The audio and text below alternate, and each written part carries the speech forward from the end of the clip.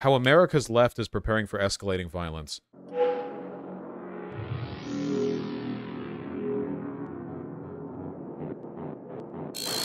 There are fears that a polarizing election will further inflame the culture war in the U.S. This week, the Department of Homeland Security warned of a rise in right-wing terrorism. The potential targets, including the LGBTQ community, as well as racial and ethnic minorities.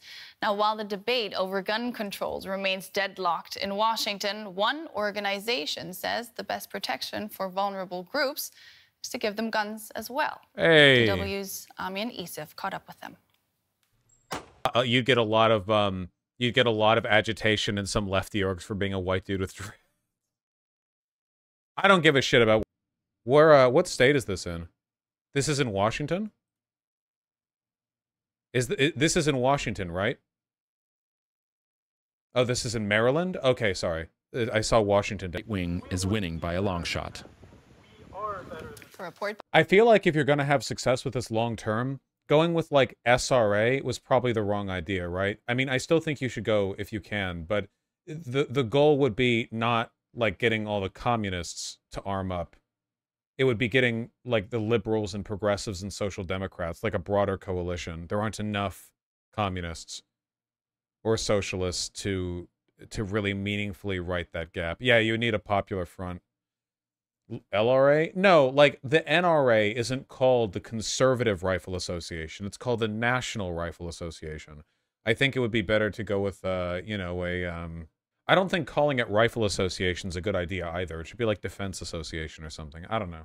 By my colleague, Amian Isif, who joins me in the studio. I mean, if I'm honest, this was quite disheartening. I mean, can you tell us a little more about the socio-political climate that makes people in vulnerable communities resort to guns for their own protection, because obviously they don't feel protected by the authorities? Certainly. Yeah, I sense a sense of hopelessness there. And, you know, the Department of Homeland Security just came out with a report yesterday, actually, outlining that the new terrorist threat in the U.S. right now is from extremist violence, specifically right-wing violence. Here's what they said in this bulletin. The likely targets of potential violence in the U.S., including critical infrastructure, are members of the LGBTQIA community, schools, racial and ethnic minorities, and government facilities and personnel, including law enforcement. And also the threat against law enforcement is now coming from the right wing, not just the left wing, like we saw with the Black Panthers and things like this in the 60s and 70s. What about the John Brown Gun Club? I like the John Brown Gun Club, but that's not really a general firearms advocacy group.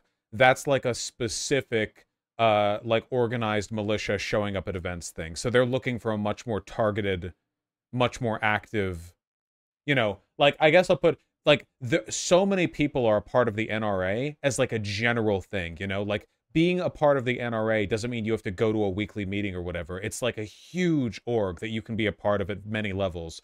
The John Brown Gun Club's a very dedicated thing. The SRA is more dedicated than the NRA, though not as much so as the John Brown Gun Club. So a big problem here is that there's no money in the Socialist Rifle Association, right? Like the NRA gets millions and millions and millions and millions of dollars, you know, from gun groups, lobbyists, politicians, the PACs that back them, like that crap, you know, tons from donations as well. And that's just not the case for the SRA. So there's definitely a climate here that's different from when I was a kid. You know, growing up, left-wing and gun ownership just did not go together. But I think, you know, since the 2020 elections, this kind of polarization in the United States, then culminating in the January 6th riots at the Capitol building, the storming of the Capitol, that was a watershed moment for a lot of people on the political left when they saw this eruption of violence from the right wing. And I think that stuck with a lot of... Interesting. It looks like the NRA is not doing great right now either. Leaked documents indicate NRA membership is at its lowest since 2012. That's interesting. This is from 2022. Oh no, this was from 2023, but the documents from 2022. With a drop in revenue from NRA members driving a 24 million drop in revenue in 2022, missing its revenue projections by 23%. Why would NRA participation be dropping during the Biden presidency? Shouldn't Trump supporters be losing their shit, like giving money to the NRA and signing up? It's because their members are dying? That might actually be it. It could be COVID related too. A lot of the right wing has become disillusioned with the NRA and have flocked to other right wing gun groups. So like it's people moving from the NRA, which is basically just a general gun advocacy / lobbyist group, towards actual radical militias. So this might be bad because it means they're now going towards like Patriot Front or whatever. That's probably good though, because the NRA as a whole is much more effective at advocating right-wing gun ownership than a bunch of individual fractured radical militias can be. It's not to their benefit to splinter like that, I don't think. Whereas their spending is increasing. Interesting. People, you saw one of these guys in my report saying that he literally went out a few days afterwards and bought a shotgun because his kid identifies as non-binary and he was worried about protecting his own family. So this idea of protecting your own family on the left wing. It's an argument, though, that the gun lobby has used for a really long time, right? It takes a good guy with a gun to take down a bad guy with a gun. How surprised were you to see that on the left of the political spectrum? Right. This is kind of new to this generation now. You haven't seen this since previous eras in U.S. history. Well, okay, wait. I reject this framing. The good guy with a gun versus bad guy with a gun thing is the idiot message conservatives tell themselves to make them believe that owning a gun will mean they'll get to, like, epically stop a robbery or a rape or a murder or something, which is bullshit. It doesn't make the world safer. Crimes don't go down because you own a gun. This isn't about good guy with a gun versus bad guy with a gun, which is fundamentally an interpersonal framing. This is about, like, broader social violence, you know? So, like, I wouldn't advocate a person own a gun because they're worried about burglary, but I would advocate a person own a gun if there's an entire political wing that's been making open death threats to them, right? So this, like, even laws in, like, California regard this, where you can get a license for a firearm much more easily, or like a concealed carry permit much more easily, if you can prove to the California court that there is a specific reason why you fear for your life. So if you're a judge or a lawyer or somebody who faces, like, very specific targeted threats, then you owning a gun is much more impactful, not only as a reactive tool, but also as a deterrent. The knowledge that the people you're targeting might potentially own guns can be a broad deterrent against a class of people in a way that's not necessarily the same with an individual act of violence like robbing, you know? The Black Panther Party proved this, you know? This is not surprising to a historian who's looked at the U.S. Gun violence has existed at both the left and the right. You had union members, radical socialist union members in the 30s carrying weapons to defend themselves. You had the Black Panther movement in the 60s and 70s arming themselves against police. That was very provocative at that time. But this is pretty new, this idea that the left people, LGBT members, it's very new. However, the most important thing is that the majority of the U.S. Army stays loyal in the event of a far-right takeover. My impression of the military as it stands right now is that the military would absolutely not side with a far-right coup. The Joint Chiefs of Staff, the Pentagon broadly, are staffed with, at most, neoconservatives, not fascists. Like, the U.S. military is a massive bureaucracy, like one of the biggest on Earth. And that bureaucracy is keyed towards technocratic outcomes. They're not politicians over there in the Pentagon.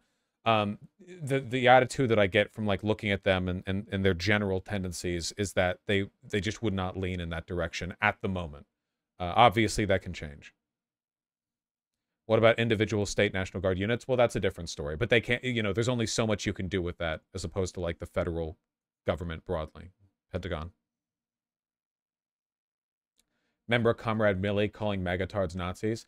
Yeah. There are, like, not just Milley as well, but there are, like, multiple generals who have made pretty explicit statements about the threat of the far right in this country. General Mark Milley drew comparison to Nazi Germany as Trump tried to overturn election defeat. Yeah, Comrade Milley. They would take up arms to defend themselves. So yeah, I think that the U.S. military is a bureaucracy that has been historically involved in coups and authoritarian regimes in other countries, such as in Latin America. Yeah, that's over there, not over here. Also, like, you can't really cite that as example, right? Well, like, 50 years ago, we did a fascist coup. That's not... First of all, a lot of those coups weren't directed by the Pentagon. They were directed by the CIA and State Department. The CIA's head directly appointed, you know, presidency. The State Department, literally, like, the cabinet of the presidency. The Pentagon tends to be more technocratic and less ideologically swayed.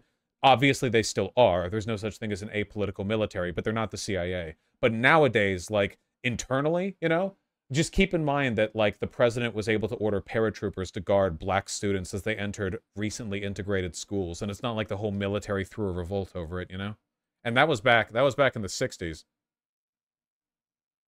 I haven't heard this argument coming from the left wing in my lifetime, but one difference that I would highlight is not this sense of like a hero who's at a shopping mall and saves everybody from an attack. That didn't exist in this group that I talked to. It was more the idea of that if I'm trans and I am specifically, personally, a target for right-wing hate crimes, then it's more about protecting myself against these crimes. It's heartbreaking. For me, it's one level even further, where it would be like if there was mass social instability, you would have a phenomena where cities, which are generally blue, would be raided by militia groups from the surrounding countryside. Because I guarantee you guys, surrounding every major city in America are thousands and thousands of right-wingers who, like, commute to work for an hour and 20 minutes, but are like hardcore preppers who feel like at any day, like, the Great Revolution could come and the day of the rope and blah, blah, blah.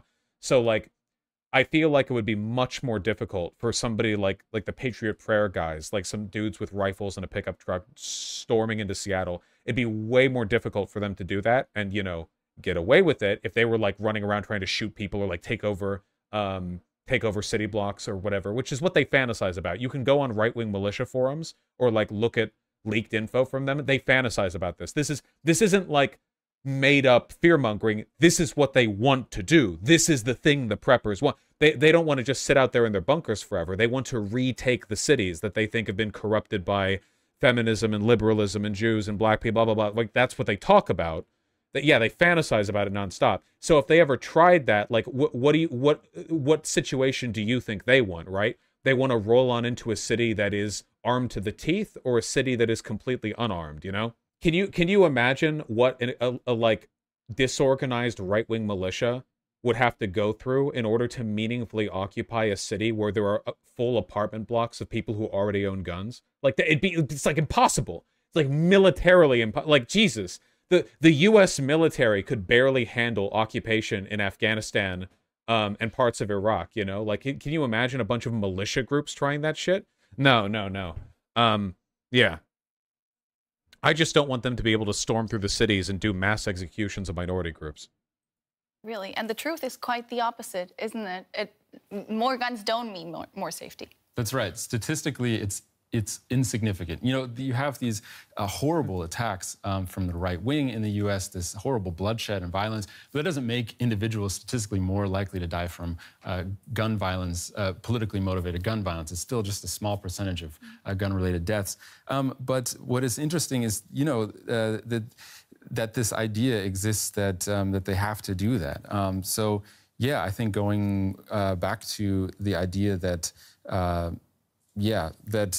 owning a gun will make you safer. This study after study shows that this is simply not true. There was one from Philadelphia that said possessing a fire. I like this guy. I think this guy's doing a pretty good job of making the kind of arguments that I would make. Basically, I'd say basically this. I think he's doing a good job.